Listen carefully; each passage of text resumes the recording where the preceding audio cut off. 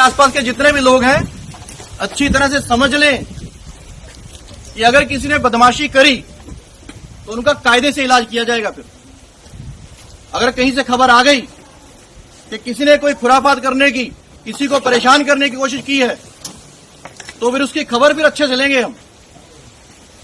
ये जहांगीर के घर वाले भी खड़े हैं, उसको बता देना कायदे से। ये बार बार जो खबरें आ रही हैं कि उसके लोग धमका रहे हैं, तो फिर अच्छे से खबर लेंगे, फिर बाद में रोना पछताना मत। গতকাল দ্বিতীয় দফার প্রচার শেষ হয়ে গিয়েছে সন্ধ্যে 6টায় এবং তার মধ্যে এমন একটা খবর এসেছে যে খবর শুনলে আপনারা খুশি হয়ে যাবেন। নির্বাচন কমিশন তো বটেই, গোটা পশ্চিমবঙ্গের চিন্তায় এবারের নির্বাচনে দক্ষিণ 24 পরগনাটাকে সামাল দেওয়া যাবে কি করে, যেখানকার যুবরাজ আমাদের অভিষেক বন্দ্যোপাধ্যায় কিভাবে 7 লক্ষ ভোটে তিনি জিতেছিলেন সেটা এখন গবেষণার বিষয় হয়ে দাঁড়িয়েছে। সেই দক্ষিণ 24 পরগনায় কাকে পুলিশ অবজারভার করে নিয়ে এসেছে জানেন নির্বাচন কমিশন? যোগী আদিত্যনাথের অন্যতম এনকাউন্টার স্পেশালিস্ট অজয় পাল, যার এইরকম প্রচুর রেকর্ড রয়েছে। যারা গুন্ডা বলে নিজেদের জাহির করতেন তাদেরকে শায়েস্তা করার জন্য তিনি মাঠে কিভাবে নামেন তার প্রচুর ভুরি ভুরি উদাহরণ রয়েছে। আজকে ছোট্ট একটি অংশ দেখিয়েও শুরু করলাম আপনাদের সামনে। আর এই ঘটনা প্রকাশ্যে আসতেই তৃণমূল কংগ্রেস রে রে করে উঠেছে।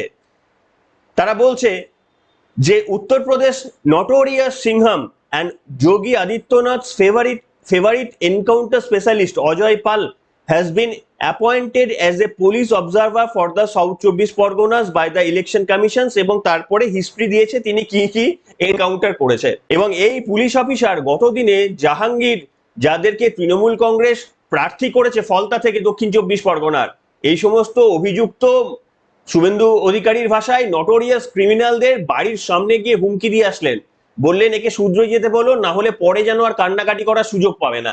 সেই অংশটা দেখিয়ে পর্বটা শুরু করেছি আজকে। কিন্তু আজকে আমি যে অংশটা আজকে বলবো সেটাও অবিশ্বাস্য ঘটনা। আমরা জানি যে এই পশ্চিমবঙ্গে চটিচাটা পুলিশ শব্দটা অত্যন্ত পরিচিত হয়েছিল, শুভেন্দু অধিকারী বলেছিলেন। সেই চটিচাটা পুলিশ বলা একজন কলকাতা পুলিশের একজন আধিকারিক, যার নাম হচ্ছে রামকৃষ্ণ কয়েল। সেই রামকৃষ্ণ কয়েল নিজে তিনি একটা সোশ্যাল মিডিয়াতে 20-25 মিনিটের বক্তব্য পেশ করেছেন। তার মধ্যে একটা ছোট অংশ শোনাবো, যেখানে তিনি বলছেন তাদের ডিপার্টমেন্টে কিভাবে ইসলামীকরণ করা হয়েছে এবং পশ্চিমবঙ্গে হিন্দুদের বিরুদ্ধে কিভাবে ব্যবস্থা নেওয়ার পরিকল্পনা করা হয়েছে। তিনি এই ফাঁকে তার বক্তব্য বলেছেন, তার বিরুদ্ধেও আমাদের এই কলকাতা পুলিশ একেবারে তাকে সঙ্গে সঙ্গে সাসপেন্ড করেছে এবং বলা হয়েছে যে কেউ যেন এই বিষয়ে কোনো মুখ না খোলে, কোনো পুলিশ আধিকারিক সোশ্যাল মিডিয়ায় যেন মুখ না খোলে। আজকে পশ্চিমবঙ্গের কি পরিণতি হয়ে রয়েছে আমি আপনাদের সামনে বলবো যে প্রথম পর্বের যে নির্বাচন হয়ে গেল সেখানে হিন্দু ভোট কতটা পড়লো এবং মুসলিম ভোট কতটা পড়লো, এটা হিসাব করলেই বোঝা যাবে যে এবারে পশ্চিমবঙ্গে ক্ষমতায় কে আসছে। সেটাই আজকে আমি আপনাদের সামনে অ্যানালিসিস করব। নমস্কার, আমি প্রলয়। প্রত্যেক দিনের মতোই আরো একটি নতুন পর্ব নিয়ে হাজির হয়েছি আপনাদের সামনে। দেখুন, আমি আপনাদের সামনে প্রথমেই দেখাবো ওই কলকাতা পুলিশের একজন, তিনি কোন পোস্টে রয়েছে সেটা তিনি বলেননি। তিনি 23-24 মিনিটের একটা সোশ্যাল মিডিয়াতে একটা ভিডিও পোস্ট করে বলেছেন তাদের ডিপার্টমেন্টে ইসলামীকরণ করা হয়েছে। তিনি বলছেন যে আমার চাকরির কত একটা বছর বললেন, তিনি বলছেন আমার 23 বছর চাকরি হয়ে গেছে, 15 বছর চাকরি রয়েছে, অর্থাৎ মিড লেভেলে রয়েছেন তিনি বলছেন ইসলামীকরণ করা হয়ে গেছে। তিনি বলছেন এবারে পরিবর্তনের ডাক তিনি পুলিশের তরফ থেকে দেওয়া হচ্ছে।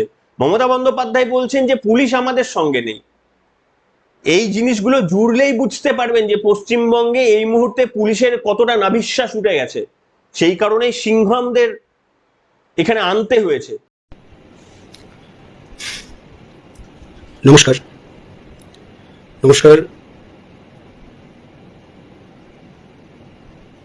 আমি রামকৃষ্ণ কয়েল, পেশায় একজন কলকাতা পুলিশ কর্মী। 23 বছরের কর্মজীবন অতিবাহিত, এখনো 17 বছর কর্মজীবন বাকি আছে। তো এই 23 বছর কর্মজীবনের 15টি বছর আমি তৃণমূল সরকারকে দিলাম। এই 15 বছরে আমি দেখলাম কিভাবে ডিপার্টমেন্টের ইসলামীকরণ হচ্ছে। আমি 15 বছরে দেখলাম কিভাবে প্রশাসনিকভাবে হিন্দুকে, বাঙালিকে মুসলিম হওয়ার জন্য উৎসাহিত করা হচ্ছে।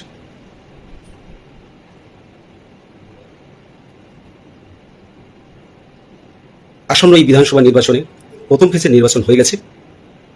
সেকেন্ড ফেজের নির্বাচনের এই দক্ষিণবঙ্গের সমস্ত বাঙালির কাছে আমার আবেদন, আপনাদের ভাষায় তথাকথিত চটি চাটা দলদাস একজন পুলিশের আবেদন, আপনারা এমনভাবে ভোট করুন, ভোট দিন, যাতে সরকারের পরিবর্তন হয়। আমি এখানে আপনাদের সামনে যে মারাত্মক তথ্যগুলো দেব সেটা তো প্রথমেই বর্ণনা করলাম, কিন্তু দেখুন এই যে প্রথম পর্বের নির্বাচনে এই এত পরিমাণ ভোট হয়েছে, এটা সকলেই জল মাপছে এই ভোটাররা এলো কোথা থেকে। যেমন ধরুন 2021 সালে ভোট দিয়েছিল, টোটাল মোট ভোটারের সংখ্যা ছিল ওই 152টিতে ফার্স্ট পেজে যেটা হয়েছিল 3,78,15,288 এবং ভোট দিয়েছিল 3,14,58,142। ভোটের পার্সেন্টেজ 2021-এ 83.20, 2026-এ এই ভোটের পার্সেন্টেজ 93.19 এবং প্রথমে এটা জানা গিয়েছিল ভোট শেষ হওয়ার সময় যে এটা 92.86। পরে নির্বাচন কমিশন আরো ভালো করে তথ্য সম্বলন করে তারা সমস্ত রেকনসাইল করে দেখেছেন যে এই ভোটের পার্সেন্টেজটা ফার্স্ট ফেজে 93.19। আমি আজকে আপনাদের সামনে দেখাবো, একটু আজকে পুরো পর্বটা শুনবেন, তাহলে বুঝতে পারবেন যে দ্বিতীয় দফাতেও কত বেশি পরিমাণ ভোট হতে পারে সেই আভাস আমাদের তথ্যে উঠে এসেছে, দেখাবো। কিন্তু তার আগে আমি বলবো যে এই যে 21-এ 83% ভোট পড়লো আর 26-এ 93% ভোট পড়লো, এই 10% ভোটটা কোথা থেকে আসলো? এই 10% ভোটের যদি বেশিরভাগ মুসলমান সম্প্রদায়ের থেকে আসে তাহলে কিন্তু তৃণমূল কংগ্রেসের বেরিয়ে যাওয়ার সম্ভাবনা বেশি, কিন্তু এই 10% যদি হিন্দু সম্প্রদায়ের কাছ থেকে আসে তাহলে হিন্দু সম্প্রদায়ের ম্যাক্সিমাম ভোটটা কিন্তু এবারে কনসোলিডেট হয়ে বিজেপির কাছে পড়ার কথা, কারণ গতবারেও লোকসভাতেও 50% হিন্দু ভোট বিজেপিতে পড়েছিল, আর এবারের প্রত্যেকটি সার্ভে বলছে হিন্দু ভোট কনসেন্ট্রেট হয়েছে। অর্থাৎ যদি হিন্দু ভোট এই 10%-এর মধ্যে যদি বেশি হিন্দু ভোট পড়ে তাহলে কিন্তু বিজেপির জয়ের সম্ভাবনা রয়েছে। এমনি পশ্চিমবঙ্গের ট্রেন্ড হচ্ছে মুসলমানরা বেশি পরিমাণে ভোট কাস্টিং করে রেদার দেন হিন্দু সম্প্রদায়। এমনি যদিও ইলেকশন কমিশন তো এই ডেটা প্রকাশ করে না, কিন্তু সমাজ মাধ্যম বা নিউজ পেপার থেকে পাওয়া তথ্য বলছে ইন জেনারেলি মুসলমানরা 80 থেকে 85 কিংবা কোথাও কোথাও 90% ভোট মানে দেন, সেটা এশায়ারের আগে। কিন্তু হিন্দু সম্প্রদায়ের মানুষজনের ভোট দানের ম্যাক্সিমাম পার্সেন্টেজ 70 to 75%, কোথাও কোথাও শহুরে অঞ্চলে এটা 65 কিংবা 55%-এও নেমে আসে। সেই জায়গা থেকে দাঁড়িয়ে ধরুন আমি একটা এক্সাম্পল দিচ্ছি, ধরুন কোচবিহারে ভোট হয়েছে, ভোটের টার্ন আউট হচ্ছে 96%। একটু ভালো করে ক্যালকুলেশনটা বোঝানোর চেষ্টা করছি আপনাদের সামনে। কোচবিহারে ভোটের টার্ন আউট 96%। এই 96%-এর মধ্যে টোটাল মোট বৈধ ভোটার হচ্ছে এসআইআর এর পর বৈধ ভোটারের সংখ্যা 25.2 লক্ষ। এর মধ্যে হিন্দু মুসলমান সব মিলিয়ে ভোট দিয়েছে 24.2 লক্ষ। এখানে আমি যদি ধরে নিই, অনেকে বলছে যে এই যে এত টার্ন আউট এটা হয়েছে তার কারণ মুসলমানরা বেশি ভোট দিয়েছে বলে টার্ন আউটটা এত বেশি হয়েছে, কিন্তু আমি আপনাদের সামনে বলছি যে এটা কোনোভাবেই সম্ভব নয়। কেন সম্ভব নয় সেটা আমি থিওরি দিয়ে আজকে আপনাদের সামনে প্রমাণ করব। এখানে দেখুন, আমি যদি তর্কের খাতিরে ধরেও নিই যে মুসলমান সম্প্রদায়ের 100 জনের মানুষের মধ্যে 100 জনই ভোট দিয়েছেন, ভালো করে একটু বোঝার চেষ্টা করুন। মুসলমান সম্প্রদায়ের মানুষের 100 জনের মধ্যে 100 জনই যদি ভোট দেন, অর্থাৎ টার্ন আউট যদি 100% হয় কোচবিহারের, আমি এক একটা ডিস্ট্রিক্ট ধরে প্রত্যেকটা আলাদা আলাদা করে বার করেছি যেটা বলেছিলাম আগে, তো এই 100% ভোট দিলেও যদি 96% ওভারঅল টার্ন আউট হতে হয় তাহলে ডেফিনেটলি হিন্দুরা ভোট দিয়েছে 94%। একটু ভালো করে বোঝার চেষ্টা করুন। যদি কোচবিহারে আমি তর্কের খাতিরে ধরে নিই যে 100-র মধ্যে 100টা মুসলমান ভোট দিয়েছে এবং ভোটের টার্ন আউট যেটা নির্বাচন কমিশন বলেছে 96.04%, তাহলে ডেফিনেটলি অঙ্কের হিসাবে ক্যালকুলেট করে আমি দেখিয়েছি যে এইটা 94.1% হিন্দুরা ভোট দিয়েছে। আপনি কল্পনা করে দেখুন, আপনি ইতিহাস খুঁজে দেখুন, আপনি ভূগোল খুঁজে দেখুন, ভারতের ইতিহাসে 94% হিন্দু ভোট দিচ্ছে কোনো একটি জেলাতে, এর আগে অতীতে কখনো হয়নি। এটা শুধু কোচবিহার নয়, আমি আপনাদের সামনে এবার পরের জেলাটা দেখাচ্ছি, আলিপুর। প্রথমে উত্তর দেখায়, তারপরে দক্ষিণও দেখাবো। আলিপুরদুয়ারেও দেখুন, আমি ধরে নিচ্ছি যে এখানে যদি মুসলমান সম্প্রদায় 100% ভোট দিয়ে থাকে এবং ওভারঅল যদি টার্ন আউট আলিপুরের, যেটা নির্বাচন কমিশন বলেছে 92.71%, তার মানে ডেফিনেটলি এখানে হিন্দুদের পার্সেন্টেজ অফ ভোট হতেই হবে 90.5%। রিভার্স ক্যালকুলেশন করে দেখে নেবেন বাড়িতে, বুঝতে পেরেছেন? অর্থাৎ এখানে হিন্দুরাও 90% ভোট দিয়েছে। এখানে বোঝার বিষয় কি, যে এমনিতেই বিভিন্ন জায়গাতে মুসলমানরা অনেক সচেতন ভোটের ব্যাপারে হিন্দুদের তুলনায়। তাদের 100 জনের মধ্যে 90 জন তারা এমনিতেই ভোট দিতে যান। তাহলে তাদের যদি আমি 100% ধরেছি, যদিও এটা 100% তো তারা ভোট দিতে যাননি, আমি ম্যাক্সিমামটা ধরে নিয়েছি, তাহলে তাদের কতটা বেড়েছে? আগের দিতেন 90, এখন দিতেন 100, 10% বেড়েছে। হিন্দুরা আগে দিতেন 65, এখন দিচ্ছেন 90, আগে দিতেন 55, এখন দিচ্ছেন 90, আগে দিতেন 70, এখন দিচ্ছেন 90। অর্থাৎ কোথাও 20%, কোথাও 25%, কোথাও 30% বাড়লেও বাড়তে পারে। হিন্দু ভোট তার মানে মুসলমান ভোট, আমি ওয়ার্স্ট কেস এটা ধরে করেছি, কিন্তু এটা ভালো করে একটু বুঝতে হবে। আমি ওয়ার্স্ট কেস ধরে করেছি যে ওয়ার্স্ট কেসে যদি মুসলমানরা 10% ভোট বৃদ্ধি হয়, বিভিন্ন জায়গা থেকে পরিযায়ী শ্রমিকরা ফিরেছেন, তারা যদি ভোট দেন, অনেকে ভাবছেন যে আমার নাম কেটে যাবে এবারে ভোট দিতে না গেলে, তাই অসুস্থ অবস্থাতেও ভোট দিতে গেছেন, এরকম যদি আমি ধরেও নিই মুসলমানরা 100% ভোট দিয়েছেন, ওভারঅল টার্ন আউট 92.71 করতে গেলে হিন্দুদেরও 90.5% ভোট দিতে হবে। এখানে একটা অঙ্ক রয়েছে, কেন এরকম বলুন তো? ধরুন আমাদের দেশে তো 100 জন যদি জনসংখ্যা হয়, তার মধ্যে 70 জন হিন্দু, 30 জন মুসলমান। এই 30 জন মুসলমানের মধ্যে যদি 100% ভোট দেয়, তাহলে কত ভোট পড়বে? 30 জনই ভোট পড়বে, তার বেশি ভোট নয়। কিন্তু হিন্দু যে ভোট রয়েছে 70 জন, এই 70 জনের মধ্যে যদি আপনি ভাবুন 70% ভোট পড়ে, তাহলেও কিন্তু সেটা সংখ্যাটা মানে 59% হয়ে যাচ্ছে, 49% হয়ে যাচ্ছে, বুঝতে পেরেছেন? তাহলেও 49% হয়ে যাচ্ছে, মানে 100 জনের মধ্যে হিন্দু ভোট যদি 70%ও দিতে যায়, তাহলেও সংখ্যাটা 49, আর মুসলমানরা যদি 100%ও ভোট দেয়, সংখ্যাটা 30ই থাকবে। তার মানে যেহেতু হিন্দু পপুলেশন বেশি, এদের পার্সেন্টেজ অফ ভোট একটু মুসলমানের থেকে কম হলেও আদতে সংখ্যাটা তাদের থেকে অনেকটাই বেশি। এখন ডিপেন্ড করছে এই প্রত্যেকটা সংখ্যা সেটা কার কাছে গিয়ে পড়লো। এবারে মা কালীকে প্রিজন ভ্যানে তোলা থেকে যদি শুরু করে বলেন, কিংবা অভয়ার মৃত্যুতে যেভাবে দলে দলে যারা নেমেছিলেন দেখতে পেয়েছেন, কিংবা ওই মুর্শিদাবাদে তুলসী মঞ্চ যারা ভেঙে দিয়েছিলেন তাদের বিরুদ্ধে কিভাবে, এবারে তো বলাই বাহুল্য যে এবারে মেরুকরণের একেবারে চূড়ান্ত হয়ে গেছে। যেমন মুসলমানরাও মনে করছেন যে কোনো মতেই বিজেপিকে আসতে দেওয়া যাবে না, আর যে কোনো রাজনৈতিক দলকে তারা সমর্থন করতে পারে, হিন্দুরাও এবারে প্রথমবার মনে করছে। সেই কারণেই কি যে হিন্দুরা এতদিন পর্যন্ত 75% ভোট দিতেন, তারা দলে দলে বেরিয়ে ভোট দিতে গেছেন। এটা কিন্তু শুধু আমি উত্তরের করেছি নয়, আমি করেছি জলপাইগুড়ির। আপনারা দেখতে পাচ্ছেন জলপাইগুড়ির টার্ন আউট, আমি বলছি যে হিন্দুদের টার্ন আউট 93.8% দাঁড়িয়েছে, মুসলমানদের যদি 100%ও ধরি। কালিম্পং এর হচ্ছে যেহেতু ভোট কাস্টিং একটু কম, 83%, মুসলমানরা যদি এখানে 100% ভোট দেয়, তাহলেও হিন্দুরা 82% ভোট দিতেই হবে এখানে। এবং দার্জিলিং, তাই এগুলো আমি আর বলছি না। এরপরে আমি একেবারে চলে আসছি যে একটু দক্ষিণের দিকে, মালদহতে আমি যদি ধরে নিই যে মুসলমান সংখ্যা যেহেতু এখানে বেশি, তাই মালদহতে মুসলমানরা যদি 100% ভোট দেয়, আর ভোটের টার্ন আউট যদি 94.46, যেটা নির্বাচন কমিশন বলেছে, সেটা যদি হয়, তার মানে ডেফিনেটলি এখানে হিন্দুরাও 88.6% ভোট দিয়েছিল। এই অঙ্কটা আগে বুঝুন। তার মানে মালদাহের মতো জেলাতে হিন্দুরা কোনোদিনই 75%-এর উপর ভোট দিত না, তারাও এবারে বেরিয়ে 88.6% ভোট দিয়েছে। আমি মুসলমানদেরটা বেশি করে ধরে নিচ্ছি 100%, তারা তো আর 100% ভোট দেয়নি, সেটা কোথাও হয়তো 97%, 96% এরকম কোথাও হয়েছে, তাও আমি ধরে নিচ্ছি 100%। তাতেও হিন্দুদের পার্সেন্ট হচ্ছে 88%। এরপরে মুর্শিদাবাদ আসি।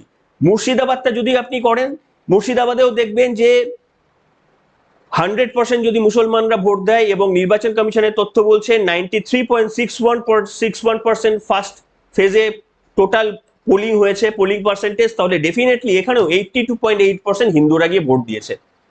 এইটাই ইন্টারেস্টিং সব থেকে, যেটা কেউ লক্ষ্য করেছেন কিনা আমি জানি না, সব থেকে ইন্টারেস্টিং ওই যে বললাম আপনাদের প্রথমে আমি দেখালাম যে একজন পুলিশ সেই পুলিশ তিনি বললেন যে আমার 23 বছর চাকরি হয়ে গেছে, 15 বছর না 17 বছর চাকরি আছে বললেন, এবং তিনি বললেন যে পশ্চিমবঙ্গে যে মানে তাদের ডিপার্টমেন্টে ইসলামীকরণ করা হয়েছে, ইসলামীকরণ যে করা হয়েছে তার বিভিন্ন জায়গায় কোর্টেও পর্যন্ত রয়েছে যে বিভিন্ন পিছিয়ে থাকা বলে নয়, মুসলিম সম্প্রদায়ের একটি বেশি বড় অংশকে আপনার ওই ওবিসির আন্ডারে এনে দেওয়া হয়েছে এবং তার ফলে চাকরিরও সুবিধা পাওয়া হয়েছে বলে সেটা তো খারিজ হয়ে গেছে ইতিমধ্যেই। মুসলমানদেরও প্রতারিত করেছেন আমাদের এই বর্তমান তৃণমূল গভর্নমেন্ট। তো পুলিশ মুখ খুলছে এই বিষয়ে, বুঝতে পেরেছেন? এইখানে আমি আরো একটা বিষয় আপনাদের সামনে হাইলাইট করতে চাইবো, সেটা হচ্ছে মহিলাদের ব্যাপার। শুধুমাত্র তো হিন্দু মুসলমান ভোটটা অত্যন্ত ইম্পর্টেন্ট। দেখুন এখানে একটা ছোট অংশ বলে রাখি, এই হিন্দু ভোটটা যদি কোনোভাবে সিপিএম এর কাছে চলে যায় বা কংগ্রেসের কাছে চলে যায়, যেটা চান্স কম, কংগ্রেসের কাছে যাওয়ার চান্স কম, সিপিএম এর কাছে গেলেও কিছু ডেফিনেটলি কিছু যাবে। সেইটা এবার ডিপেন্ড করছে, যদি এর বেশিরভাগ অংশটা সিপিএম ভাঙিয়ে নেয় তাহলে কিন্তু বিজেপি বিপদে পড়বে। কিন্তু এবারে ওরকম ব্যাপারটা নয়, এবারে কিন্তু গতবার থেকেই মানে ক্রমাগত হিন্দু ভোটটা কনসেন্ট্রেট হয়ে পড়ছে। এতদিন মুসলমান ভোটটা চিরকাল কনসেন্ট্রেটেড হয়ে পড়তো, এবারে কিন্তু একেবারে সমূহ লক্ষণ যেটা দেখালাম, হিন্দু ভোটটা কনসেন্ট্রেট হয়ে পড়ছে, একটা বিরাট সম্ভাবনা এবারে। এইখানে শুধু এটা নয়, আমি আর একটা খবরের অংশ আপনাদের, আরো দুটো অংশ দেখাবো, একটু শুনবেন খবরটা। এইখানে দেখতে পাচ্ছেন নারী শক্তিতে 93% পার, পুরুষদের টেক্কা দিচ্ছেন বাংলার মহিলারা, গেম চেঞ্জার হবে মহিলা ভোট। দেখা গেছে নির্বাচনের ফল, প্রথম দফার ফল বিশ্লেষণ করার পর যে পশ্চিমবঙ্গের পার্সেন্টেজ হিসাবে মহিলারা বেশি ভোট দিয়েছেন দেন পুরুষরা, সংখ্যার বিচারে সমান সমান, কিন্তু পার্সেন্টেজের কারণ পুরুষদের সংখ্যা বেশি মহিলাদের সংখ্যা কম, সেই কারণে সংখ্যার বিচারেও সমান সমান, আর পার্সেন্টেজের বিচারে কিন্তু মহিলারা বেশি ভোটে এগিয়ে দিয়েছেন। তৃণমূল বলতে পারে তাদের লক্ষ্মীর ভান্ডার, কিন্তু এখানে কাউন্টার হচ্ছে 1,500 টাকায় যদি কোনো, শুধু এইটুকু দেখে যদি কোনো মহিলা 1,500 টাকার জন্য তৃণমূলকে ভোট দেয়, সে তো 3,000 টাকার জন্য বিজেপিকে ভোট দেবে। এবারে কিন্তু পুরুষের থেকে মহিলাদের সংখ্যা বেশি, আর মনে রাখতে হবে রাত জাগো দিন জাগোতে মহিলাদের পার্টিসিপেশন পুরুষদের থেকে বেশি ছিল। কাজে এই যে যারা রাত জাগো দিন জাগো করলেন এই শাসকের বিরুদ্ধে, তারাই আবার নির্বাচনের দিন গিয়ে মমতা বন্দ্যোপাধ্যায়কে ভোট দিয়ে আসবেন, এই এত সরলীকরণ তো করা যায় না, আর এটা হওয়ার সম্ভাবনাও নেই। সেই কারণে আমি দুটো পয়েন্ট আপনাদের দেখালাম, তার কারণ যারা বিশ্লেষক, রাজনৈতিক বিশ্লেষক, তারা বলে দুটো ডবল এম দিয়েই মমতা বন্দ্যোপাধ্যায় সরকার টিকে রয়েছে, এবং এটা অফিসিয়াল বলা হয় যে একটা হচ্ছে মুসলিম, একটা হচ্ছে মহিলা, এই দুটো অংশকেই মমতা বন্দ্যোপাধ্যায় সরকার ভোট পায় বলেই তারা টিকে রয়েছেন। কিন্তু এবারে দেখুন, আমি আপনাদের সামনে দেখালাম, আমি জানি না দ্বিতীয় কোনো চ্যানেল দেখাবে কিনা, এই দুটোতেই থাবা বসাচ্ছে বিজেপি। এবার আমি একটা অংশ বলে পর্ব শেষের দিকে যাব, সেটা হচ্ছে দেখুন যে এবারে এই যে ভোটটা হতে চলেছে তৃতীয় দফার, যেখানে মানে দ্বিতীয় দফার যে ভোট, যেখানে আমিও পার্টিসিপেট করব, সেখানে যে পরিমাণ মানে নাম বাদ গেছে এবং 2021 সালেও যে পরিমাণ মানুষ ভোট দিয়েছিলেন, শুধুমাত্র সেই পরিমাণ বৈধ মানুষও যদি ভোট দেয়, তাহলেও এবারে প্রথম দফার নির্বাচনের মতোই কিন্তু এবারেও কিন্তু 90-এর ঘরে পার্সেন্টেজ আসবে ভোটের। আমার কথাটা আজকে শুনে নিন, পরের দিন মিলিয়ে নেবেন। আমি একটা দেখুন চার্ট দেখাচ্ছি আপনাদের, এই চার্ট থেকে আপনারা পরিষ্কারভাবে দেখতে পাচ্ছেন, আমি এন্টালি, চৌরঙ্গি, কলকাতা বন্দর, বেলেঘাটা, মানিকতলা, জোড়াসাঁকো, কাশীপুর, বালিগঞ্জ, শ্যামপুর, এই সমস্ত, রাসবিহারী, ভবানীপুর রয়েছে। এইখানে আমি আপনাদের সামনে দেখাচ্ছি যে দেখুন গতবারে 2024-এ এখানে ভোট পড়েছিল লোকসভাতে 70%, 70.78, কিন্তু ওই লোকসভাতে যে মানুষ ভোট দিয়েছিলেন ওই পরিমাণ মানুষই যদি এবারে ভোট দেন, তাহলেও সংখ্যাটা 93.80-তে হয়ে যাবে। যে পরিমাণ লোকসভাতে ভোট দিয়েছিলেন শুধু ওই অংশই যদি ভোট দেন, সংখ্যাটা এবারে 93 পেরিয়ে যাবে। আর একটা বলে দিই, চৌরঙ্গি তাই সেটা হয়েছিল মাত্র 55%। বলছিলাম না শহরে মানুষ কম ভোট দেয়, 55% লোকসভাতে ভোট দিয়েছিল, তারা যদি বেরিয়ে এসে ভোট দেন এবারেও 91.96% পোলিং রেট হয়ে যাবে। বুঝতে পারছেন? মানে দ্বিতীয় দফার আগেও আমি আপনাদের সামনে বলে দিলাম যে দেখবেন যে এই ধারা অব্যাহত থাকবে সব 90% ওপরে, বরঞ্চ রেকর্ড কিছু কিছু জায়গায় ভেঙে গেলেও যেতে পারে, কারণ ওই সিংহ আমরা চলে এসেছে এখন। আজকে অনেক তথ্য আপনাদের সামনে দেওয়ার চেষ্টা করলাম। যদি ভালো লেগে থাকে আপনাদের, তাহলে অবশ্যই কমেন্ট করবেন, পর্বটিকে একটু শেয়ার করবেন, আমাদের সমর্থন করবেন। সবাই ভালো থাকবেন এবং নিশ্চিতভাবে নিজের ভোট দেবেন। আবারও ওই কথা বললাম, নিজের গণতান্ত্রিক অধিকার সেটা প্রয়োগ করতে কোনো দ্বিধা দ্বন্দ্ব কিচ্ছু রাখবেন না, আমি তো রাখবই না।